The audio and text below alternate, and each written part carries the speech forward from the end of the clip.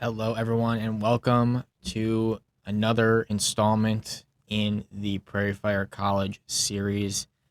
My name is Will. I'm the Wealth Management Associate here at PrairieFire, and I'm also a certified college funding specialist, and I'm also a recent college graduate. So I've just gone through all of this stuff that you guys are about to go through, and I'm here to help you along the way. So, with my experience and all the research I've been doing to put all this content together, I hope you can find some value in this, and I hope we can answer some of your questions. All right, because the college planning space is so large, always changing, and I feel like students and parents are kind of left in the dark in certain areas. That's how I felt when I went through school. So, hopefully, we can change that for you. And this is the third video in the series so far. And the first two I did were understanding what you can afford and then beginning the college search, what to do, how to be proactive, things like that. So definitely go check those out if you have not already. But without further ado, I'm going to introduce another very important topic, which is breaking down the FAFSA and the CSS profile. So without further ado, here's our disclosures. And I want to start with the FAFSA, the big kahuna. It stands for the Free Application for Federal Student Aid, but you'll never hear anyone call it that because it's a mouthful. So just call it the FAFSA. And it is an online application that you're going to fill out if you want any type of aid. You're going to fill it out, and you're also going to fill out every single year you're in college. So if you are going for 4 years, you're going to fill this out 4 times.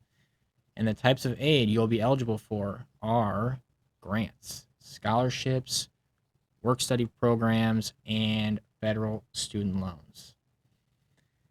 And every school is going to use the FAFSA to determine your financial aid. So when you're going through filling out your form, it's going to ask you which schools you would like your FAFSA sent to. Put your schools in. When you submit it and it's processed, it's going to get shipped off to all of those schools. They're going to look at it. They're going to look at what information you put in there. And then they are going to determine your aid package based off of what you put on your FAFSA. So, very, very important form if you want any type of aid at all. Reminder, you have to fill it out for every single year that you're in school. Okay, you don't just get to fill it out once and forget about it. That's what I did when I was in school, and I was wrong. Anyways, then I also have 2 very important dates on here that both have asterisks by them, and that is because right now it is kind of up in the air. So usually the FAFSA opens on October 1st every year and closes June 30th of the next year. So it's open for a 8 or 9 month period. But I have asterisks here because over the past couple of years, they have been going through a massive overhaul. They're redoing the entire, online software, I guess. They're just redoing the whole form. They're taking it from 100 something questions to like 30 or 36 questions. So it's a lot less of a headache now than it was. But there have been so many bugs, so many issues. They kept delaying the open date. Like it was the middle of December last year, I think, and it still wasn't opened. And then they were doing soft launches for people, so some people could get in, some people couldn't. And then people would go through, fill it out, and it wouldn't get submitted at all. Like they would hit submit and it just wouldn't go through. People will get stuck on certain fields. They couldn't fill them out. It's just a disaster. So fingers crossed that they get all those worked out and they go back to their normal schedule of October 1st and June 30th. So just if you are getting ready to fill out the FAFSA, especially for the first time, keep an eye on the dates. They'll always announce when things are opening or if they're getting delayed, etc. So just stay on top of that, because it's always changing right now while they go through this transition period. All right. So getting started. I know you can't see the title. I'm sorry. My mugshot is in the way. But you can get started at studentaid.gov. We're going to go there in just a second. But when you go there, you're going to need to create an FSA ID. Now, this is where it gets a little confusing for people, and people screw up because the student needs an FSA ID, and if they're a dependent, then a contributor or a contributors need FSA IDs as well. So I have it broken down here. If you file as married filing jointly, then only one parent needs an FSA ID. So in this case, there will be one parent, one student, two IDs. If you file married filing separately, both parents will need their own FSA ID. So in this case, you'll have two parent IDs, one student ID, three total. If you are separated or divorced, it's going to be the parent who provides the most financial support. In this case, it'll be one parent, one student. All right.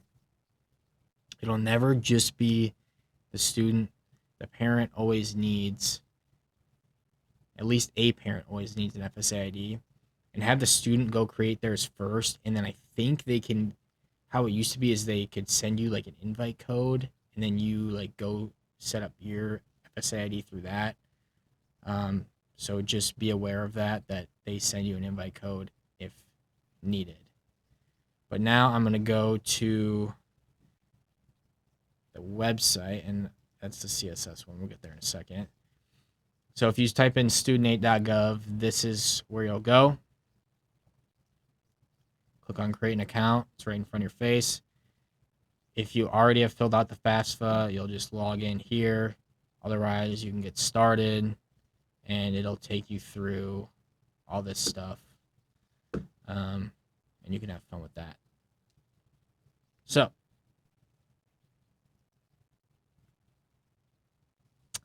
what do you need to complete the FAFSA? Well, you need your FSA IDs, like we just talked about.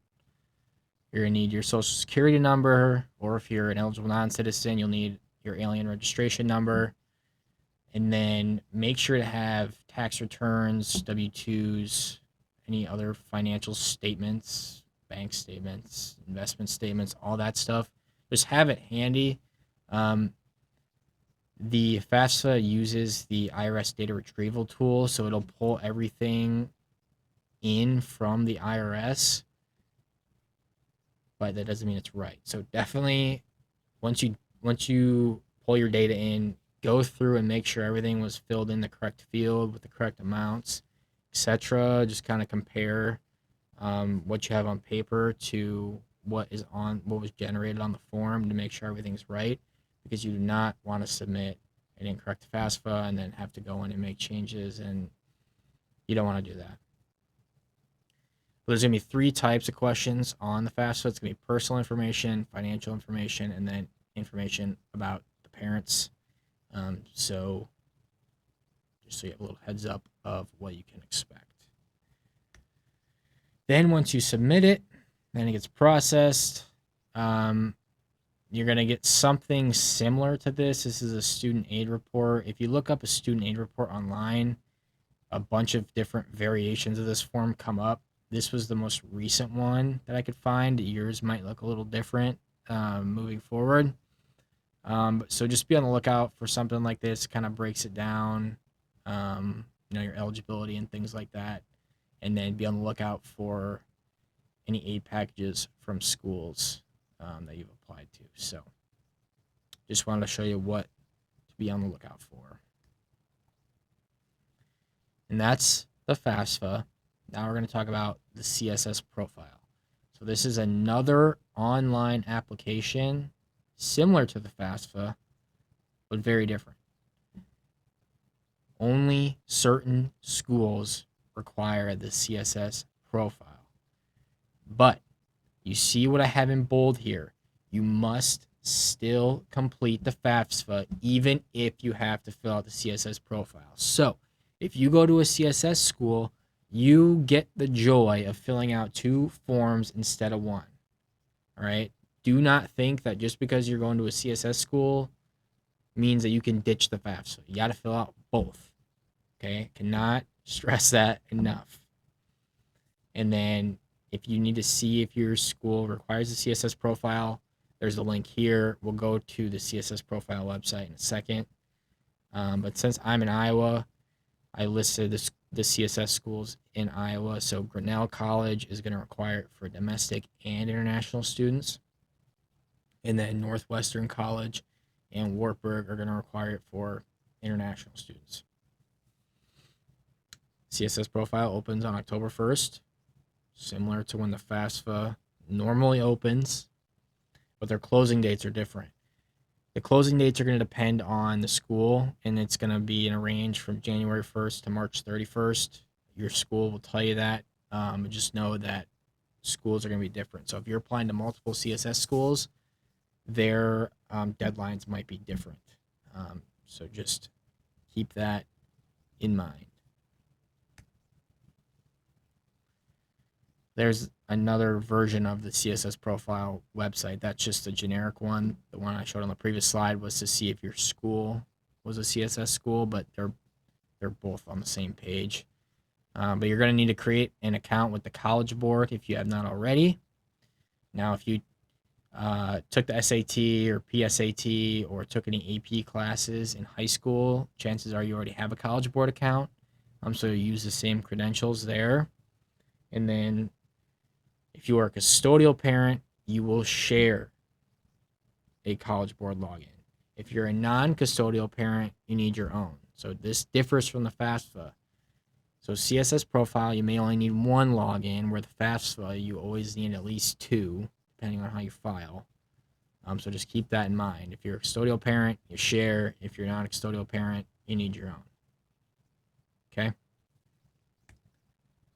And then we are going to go over to the CSS profile website. So you type in that link. This is the landing page you're going to land on. Down here on the left, you can see check participating schools and scholarships. So that was the first link I had on there. And then you can just click sign in if you don't have an account, create an account, College Board. Similar to the FAFSA, it's just going to ask you all this stuff. So you get the joy of doing that.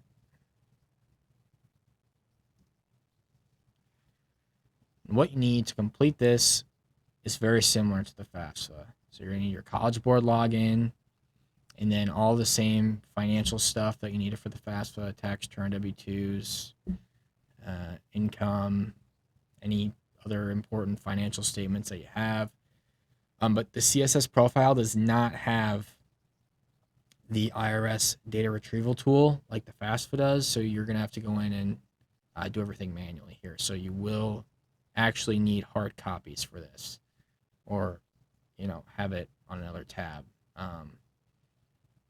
So just know that you can't just pull it in like you could with the FAFSA.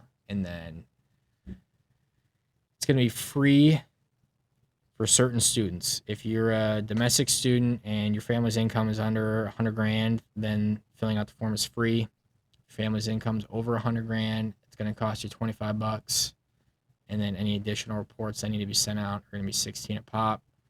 So get your credit cards ready. FAFSA is going to be free, right? The first word in FAFSA is free. So the CSS might not be free for you. Just keep that in mind. Summary, which you cannot see. Can I move me over here? Yes, I can. We're going to put me right there. Remember, the FAFSA is for everyone. If you have any chance of financial aid, you need to complete it on time. You need to complete it every single year you're in school. You need to complete it correctly. All right? CSS Profile is an additional online application only required for specific schools.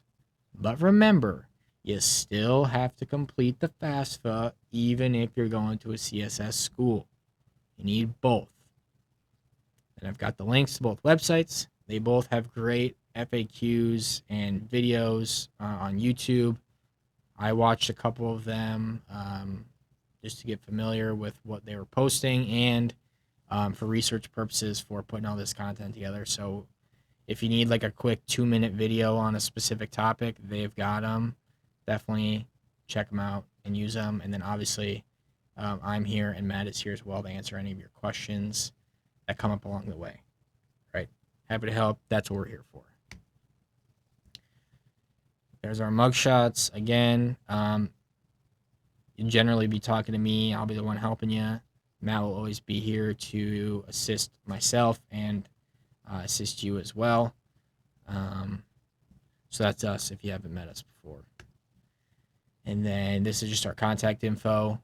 That's just our like office email address, info@PFW Planning. You can email that one. We'll still get it. But if you want to reach out to me directly, my email is going to be the exact same as that. But instead of info, it's going to be Will. It'll just be Will, W-I-L-L, at PFW Planning. And then if you ever want to stop in our office, if you're local in the Des Moines area, got our address there. Come say hi. But other than that, that's a wrap. We will see you guys next time. Thanks for watching.